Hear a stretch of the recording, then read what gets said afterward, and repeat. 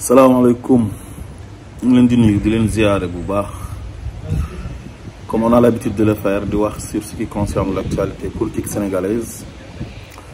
tey nag dama am gàcce ci nekk sénégalais ndax procès pornographique bi nga xam ne moom la Macky Sall organisé au tribunal de Dakar uniquement pour salir son adversaire politique mu nekk lu ñaaw mu nekk loo xam ne séntu woon nañ ko ci keneen mu organiser loolu ku dul ki nga xam ne moom mooy le président de la République du Sénégal.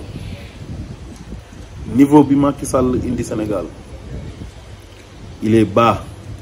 Macky Sall est petit. Senghor jaar na fi masu ko def, Abdou Diouf jaar na fi masu ko def, Abdoulaye Wade jaar na fi masu ko def. jiitu réew war a joxe le bon exemple, organiser un procès pornographique, jël doomi jàmbur daf ko une arme sexuelle contre un adversaire politique mu taxaw ci procès boo xam ne c'est un procès public di fa wax ay wax yu ñaaw, ay wax yu salte te loolu la bëggoon maanaam pour tilimal Ousmane Sonko. waaye Ousmane Sonko yàlla satal na ko bu yàgg. Macky Sall dafa tuuti ci salteel Ousmane Sonko. Sénégalais yëpp xam nañ ne lii ay fen la, Sénégalais yëpp xam nañ ne lii dara du ci dëgg. Macky Sall di foowee Sénégalais yi ànd ak ay pourriture de la magistrature, ñu nekk ci tribunaux yi di def lu leen neex, di jàpp nit ñi di tëj, di jiiñ nit ñi ay rebelle, di jiiñ nit ñi ay terroriste, ay forces spéciales, ay commando, ay diffusion de fausses nouvelles yoo xam ne dara du ci dëgg, ay appel à l'insurrection, ay recel de documents administratifs, xeetu ñaawteef bu nekk rek boo xam ne dara du ci dëgg. Macky Sall nguuram gi mu ngi koy jël moom ñi mu àndal di ko tuumaal ay gor ngir yàq seen àdduna, parce que ñooñu ànduñ ak moom. ci moment boobu ay nitam lépp luy yoon di tere ñu ngi koy def, ci ay menaces de mort, ci ay saaga nit ñi ndey mooy injure publique, ci détournement de deniers publics, ci trafic de faux billets, ci viol, ci agression, ci cause et blessure volontaire,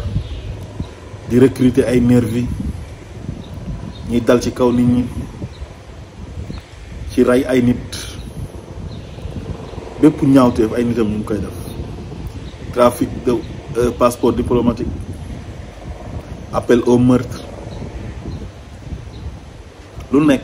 ay nitam ñu ngi koy def ci ñaawteef mu protéger leen. Ousmane Sonko nekk gor pire, nekk ku baax, servir réewam dignement, mënoon nekk nit koo xam ne dafa gisoon yoon boo xam ne war na ko may xaalis bu yomb comme ay yeneen moromam ñu koy defee. mu ne moom du lekk alal boo xam ne lewul, nekk impôt et domaine 15 ans di fa liggéey, masul sàcc xaalisu sénégalais yi. Ousmane Sonko bu taxutoon ak politique bii mu dugg, wala bu taxutoon ak Macky Sall mii mu dajal, mën na dund ba dee te du teg tànkam tribunal. waaye Macky Sall mbon gi nekk ci moom jël na Ousmane Sonko fexe ba yóbbu ko tribunal,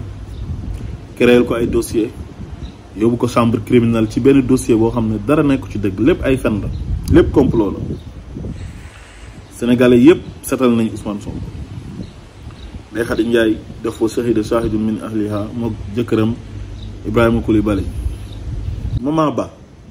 ko masseuse bi setal na Ousmane Sonko. Madame Tall dégg naa daa tudd Macky Sall rek ñu suspendre séance ba, dégg naa. Capitaine Touré mi nga xam ne moo doon mener enquête bi setal ko ne lii ay fen la. Docteur Alfousseyni Gueye nga xam ne bu ñu jiiñee nit viol lu ci gën a am solo mooy la pièce maîtresse, mooy certificat médical boobu setal le président Ousmane Sonko. Enquête interne de la gendarmerie setal le président Ousmane Sonko mu nekk scandale bu mag a mag a mag a mag. Adji Sarr ci boppam mi nga xam ne moom la ñu utiliser def ko une arme sexuelle contre le président Ousmane Sonko setal le président Ousmane Sonko wax ci ay audio na Ousmane Sonko defu ko dara Mamour Diallo moo nekk ci gannaaw Adji Sarr boobu noonu enregistré Mamour Diallo ci benn audio mu leer nañ ñëpp xam ne Mamour Diallo la Mamour Diallo na ko procès dina am bu procès bi jeexee ñu defaral la sa passeport nga génn dëkk bi te Mamour Diallo boobu tey waroon na dem tribunal pour témoigner mais Macky Sall moo koy protéger jël ko def ko directeur général ONAS office national de l'assainissement Bassirou Gueye waroon na ñëw ci procès bi mi nga xam ne moom moo jël PV yi falsifié ko pour charger Ousmane Sonko daf ci ay jigéen ñoo xamante ni dañoo sol ay yére indécente day tenues indécente mu dugal ko ci dossier bi te loolu si lañ lever immunité parlementaire bu président Ousmane Sonko mu nekk loo xam ne c'est illégal et anticonstitutionnel antidémocratique dëppawul sax ak moral. Gabi Sow bokk ci nekk au cœur du complot ñëwul tribunal maître Dior Diagne nekk au cœur du complot ñëwul tribunal naa fekk yu mag yi nag day sànn seen journalistes yi nga xam ne ñoom dañ leen a recruter uniquement pour di diaboliser Ousmane Sonko ak seen ay soi-disant chroniqueurs ay donneurs de leçons nee nañ Ousmane Sonko na dem wuyu ji tribunal quoi te waxuñu sax lan moo tax ñooñu demuñ comme Mamour Diallo Dior Diagne ak Gabi Sow doo dégg mu benn journaliste bi nga xam ne dafa bokk ci journaliste yi jàppale Macky Sall di enfoncer Ousmane Sonko di ko dénigrer wala chroniqueur wala soi-disant ay membres de la société civile wala ces transhumants là nga xam ne ay weñ lañ fu tooy rek ñu dal ak ñi nga xam ne nee nañ ay opposants lañ ba pare ne dañoo neutre xam nga ay opposants yoo xam ne duñ doo leen gis mukk ñu opposé Macky Sall doo leen gis mukk ñu attaqué Macky Sall waaye daal toujours Ousmane Sonko la ñuy attaqué Ousmane Sonko la ñuy critiqué ay mbiram dañ ciy sawar lool. yàlla baax na ba Ousmane Sonko sax demul parce que bu demoon xoolal li fa doon xale bi di wax démb loolu lañ bëggoon mu dem xale bi taxaw ak moom naan ko yaa ma def lii yaa ma def lële te wax yi doon xale bi di wax yëpp ñoom ñoo ko sant ñoom comploteurs yi ñoo koy conseillé wax yi ñaaw yooyu wax yi salte yooyu te ci moment boobu ñu ngi jël seen ay doom seen ay jarbaat denc leen ci seen kër yi duñu leen mës a def loolu te ku ko defloo woon seen jarbaat boo moytuwul sax ñu porté la plainte mais comme ñoom nee nañ am nañ doole ñoom ñooy nguur dañoo jàpp ne dañoo am doole pour éliminer un adversaire politique si affaire yi salte yi lañ koy jaarale jël doomi jàmbur utiliser ko di ko def loolu ñaaw loo xamante ni dafay gàkkal deru jigéen yàq deru jigéen dañuy dem sax ba jigéen maanaam dootul amati sax valeur ci Sénégal ah viol dootul amati valeur ku ñu violeti sax mu nekk viol dëgg kenn du ko gëm ndax seen mbiru caaxaan yi nii en tout cas doy na waar te ruslu na lool te Ousmane Sonko lu nekk daj na ko ci Macky Sall acharnement judiciaire harcèlement judiciaire boo xamante ni dafa yàgg façon injustice bu nekk Ousmane Sonko dund na ko li gën a ñaaw mooy nit koo xam ne bi koy yaayam di dugal école fekkee woo ko bi koy baayam di dugal école fekkee woo ko mu jàng fi mu war a jàngee jaar ci école publique bi dem ba àgg université def concours ENA nekk inspecteur des impôts et domaines nekk major ci promo yam nga ñëw jël sa décret dàq ko jaay ko doole te def na ko ñeneen Macky Sall lor na ci nguuram gi ay nit yu bëree bëri capitaine Touré mii mu dàq di xale bu ndaw moom it fi Ousmane Sonko jaar la jaar il est parti de rien jaar ci école publique issu d'une famille pauvre ñëw ba université def concours gendarmerie di servir réewam mu dàq ko parce que dafa bëggoon mu defal ko sal buloo kooku bañ toroxal nit ñi jàpp nit ñi di tëj di xañ nit ñi seen ay droit nga jàpp ne loolu ça va continuer Macky Sall àdduna jay na la signé nga pacte avec le diable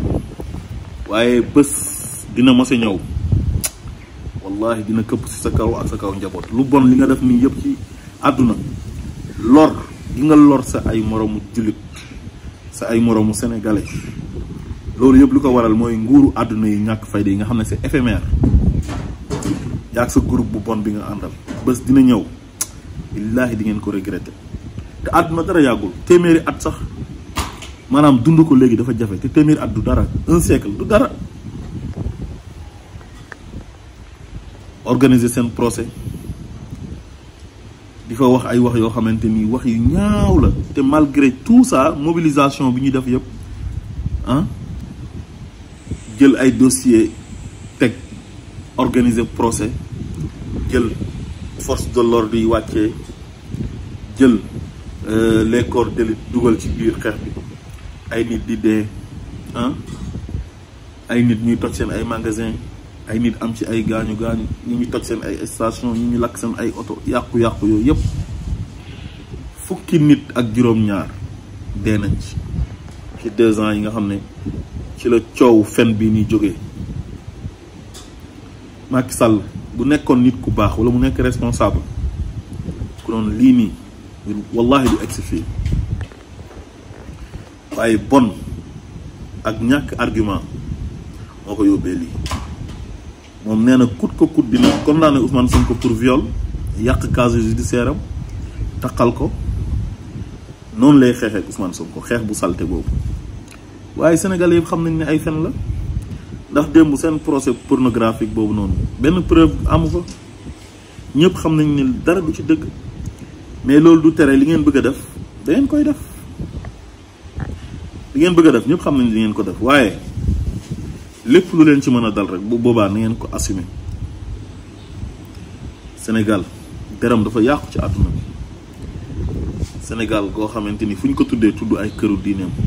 Sénégal goo xam ne fu ñu ko tuddee tudd ay valeurs yi suñu maam yi amoon ay valeurs yi ñuy inculqué muy kersa jom ngor teraanga Macky Sall ñëw effacé loolu yépp au lieu que mu xeex ak adversaire am ci argument muy xeex ak adversaire am ci mërs yu salte yooyu noonu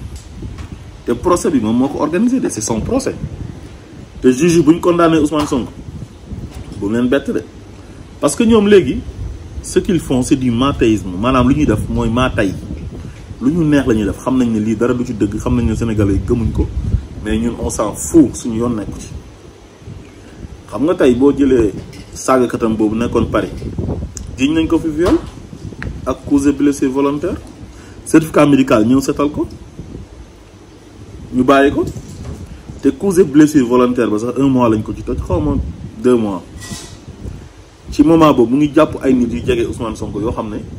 defuñ dara te mu ngi leen téye ci kaso bi kidnappé leen ci kaso bi pendant des mois am na ñu fa def plus de 6 mois am beneen nitam ñu koy wax Sitor Ndour nga xam ne dañoo njëkkoon a ànd ñoom ñaar bi mu amee ak Abdoulaye Wade problème après Sitor ànd ak moom dem ba mu yàgg Abdoulaye Wade oo ko def ko directeur COUD Abdoulaye Wade daanu Macky nekk président Sitor ñëwaat ci moom Sitor boobu dafa violer benn xale avec des preuves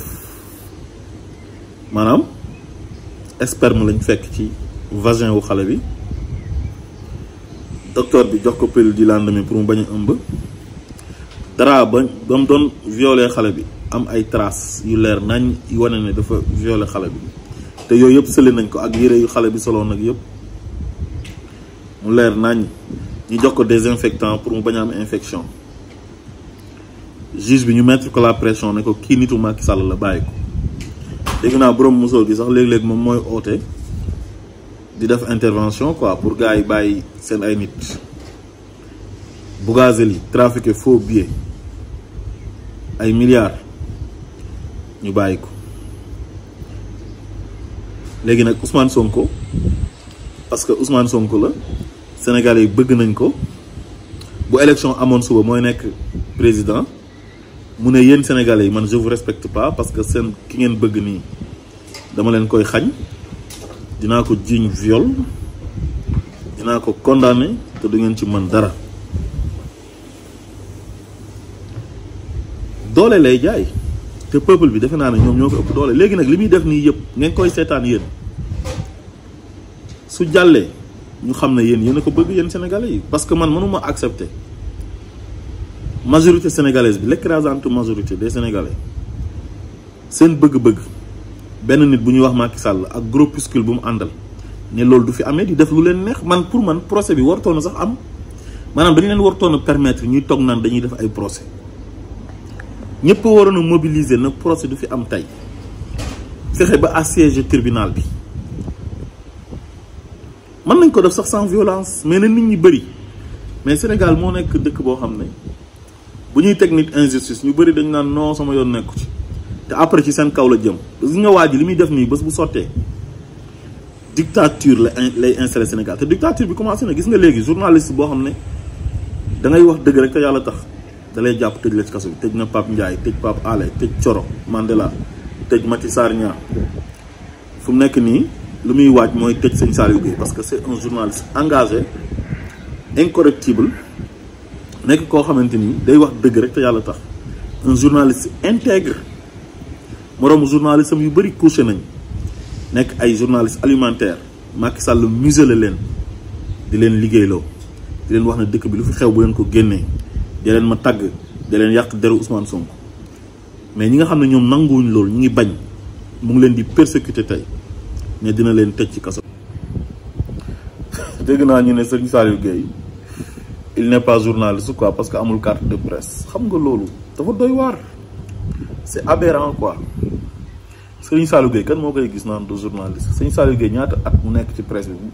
bokk ci les pionniers de la presse sénégalaise parce que nee nañ amul carte de presse quoi, carte nationale de presse. ñi dañoo yabaate quoi. comme par exemple koo xam ne dafa def concours génn nekk policier wala génn nekk gendarme ñu ne ko yow doo gendarme wala doo policier parce que amoo carte professionnelle. waaw carte bi baax na pour booy def sa liggéey nga ñëw wane ko pour nit ñi mën a xam ne yow lii nga waaye du carte bi moom moo lay def loolu. concours bi ak diplôme bi moom moo la koy def. Sëñ Saliou Gueye xaw ma CESTI la jaar xaw ma fan la jaar. CESTI moom concours la mais ay ISIC ay ISEC foofu du concours mën nga dem def sa formation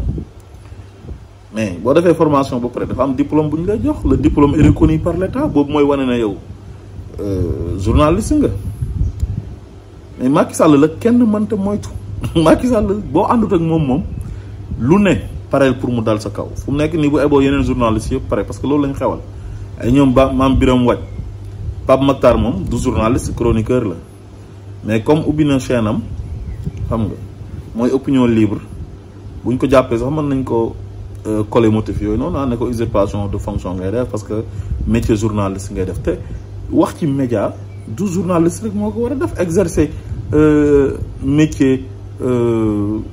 communication loolu ku nekk mën nga ko def. mën nga nekk koo xam ne chroniqueur nga xam nga mën nga nekk journaliste mën nga nekk animateur mais Macky kenn mënu ko moytu. moom daal boo àndut ak moom lu ne mën na ko teg ci sa kaw te lépp ci moom lay jógee. fu mu nekk nii il veut museler tout le monde képp koo xam da ngay wax te ànd ak moom waxoo lu ko arrangé dina fexe ba nga noppi. fu mu nekk nii Sëñ Saliou Gueye bu moytuwul dina tëj journalam ba pare dina ko tëj kaso comme nu mu tëjee woon Pape Alé Niang tëjee ko Pape Ndiaye tëjee ko Coro ak Mati Sarr Niang. kon fu mu nekk nii bu eboo ñeneen ñi moom ñu xaar seen tour xam ne dina ñëw. journalistes yi ànd ak moom ñoom dañoo am jàmm. ñoom kenn du leen jàpp ba leen di wax na leen yéen amu leen carte de presse parce que da ngeen def usurpation de fonction. journalistes yi koy jàppale xam nga ñëpp xam nañ journalistes yi koy jàppale ñooñu tey jàmm rek la ñuy am du ñu am benn problème te ñooñu boo demee yoreguñ sax carte nationale de la presse te carte nationale de la presse da ngay déposer bala moo génn dafay yàgg. fu mu nekk nii seen liste lañ yore ñëpp dinañ leen dugal ci kaso bi su fekkee fii ak 2024 yéen a ngi koy seetaan muy déroulé di def lu ko neex te dara du xew. fu muy mujjee mooy dictature bu gën a soxor bu Yaya Jammeh ba moom lay installé Sénégal. xam nga moom dafa ñëw xeex Yaya Jammeh jógee fa léegi nag mu ngi def pire que Yaya Jammeh te loolu ñun waruñ ko nangu ci Sénégal. wax dëgg yàlla Sénégal du dëkk boo xam ne nit ñi dañ leen a war a noot. ñun suñu maam yi ay bañkat lañu woon. ñun bu ñu doon nit di noot sax warul nekk Macky Sall keneen moo ñu waroon a noot ba mu des Macky Sall. xam nga lii ñaaw na. tey jii débat public bi tey débat politique bi li mu waroon a doon mooy waxtaanee économie waxtaanee développement waxtaan nan la ñuy def ba njàng mi dox ba am autosuffisance alimentaire agriculture bi dox nan la ñuy def ba suñu mool yi di napp suñu jën yi si biir géej gi dañu ko delloowaat ñu koy exporter di dem di jaay tubaab yi di ci am dara nan la ñuy def ba exploiter suñu ressources minières yi pétrole beeg gaz bi ak fer beeg zircon beeg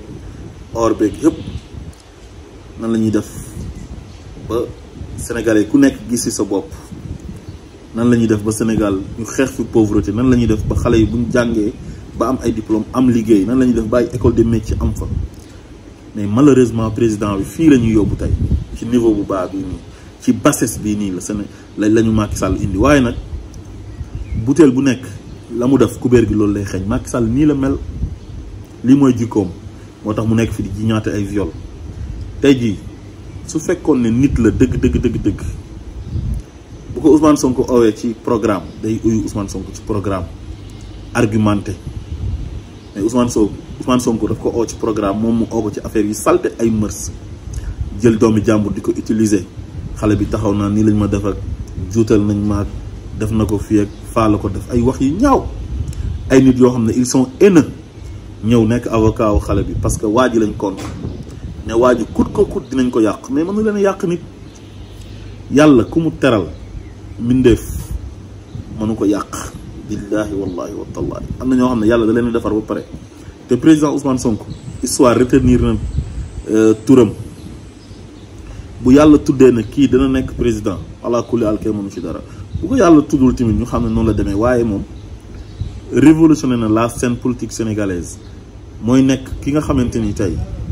mooy politicien bu njëkk ci Sénégal boo xam ne nit ñi bëgg gi ñu ko bëgg dafa jéggi dayoo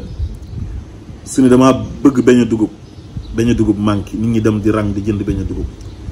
su weqee nit ñi defar ci ay t-shirt di ko jaay su ne xaalis laa bëgg pour financer samay activité politique en une semaine ñu dajale ko 300 et quelques millions bu soxla woon 1 milliard sax ñu dajaleel ko koo xamante ni nekkagul président nga xam ne tey day yëkkati économie dëkk bi day tax nit ñi di liggéey su ne woon dama leen jënd ji ay mburu faga daga gars yi dinañ dem jënd ji mburu faga daga su ne woon dama leen bàyyi ji nit ñi danañ dem bàyyi koo xam ne nit ñi dañ ko déggal day joxe ndigal nit ñi di ko jëfee Sénégalais yi bëgg ko Macky Sall na li ngeen bëgg du fi amee kon Macky Sall ñun la yàpp te defe naa ne bukki bu yabee waxambaane ci doxin wala te gis nga lu ko neex lay dafa am instant bi mu ngi déroulé bu ko neexee mu condamné Ousmane Sonko sans preuve parce que juge fa nekk ak procureur am ba ñooñu moom moo leen di sant li ñuy def procès bi procès am la moom moo ko organisé mais xam nga lii tey dossier bi wartoon na sax àgg tribunal gendarmerie la waroon a yem wartoon a génn gendarmerie parce que amul preuve amul dara incohérence bi nga xam ne moom la xale bi nekkee ñëpp gis nañ ko mu nekk loo xam ne gàcce la ci Sénégal man tey dama rus waaye bu ngeen jàppee ne Macky Sall mii nii toog croiser les bras naa ne ay yàlla baax naag ay nañ xaar élection moo fi jëlee Macky Sall wallahi da ngeen nax seen bopp Macky Sall gis nga 2024 bi bu jàllee fa forcé ba toog éliminer président Ousmane Sonko élection sax dootu ko tëggati Sénégal dafa naan fii élection dootu fi amati buur lay nekk toog di buur di bumi ku ànd ak moom lu la neex def ku àndut ak moom boo sëqatee mu jàppal tëj la ci kaso bi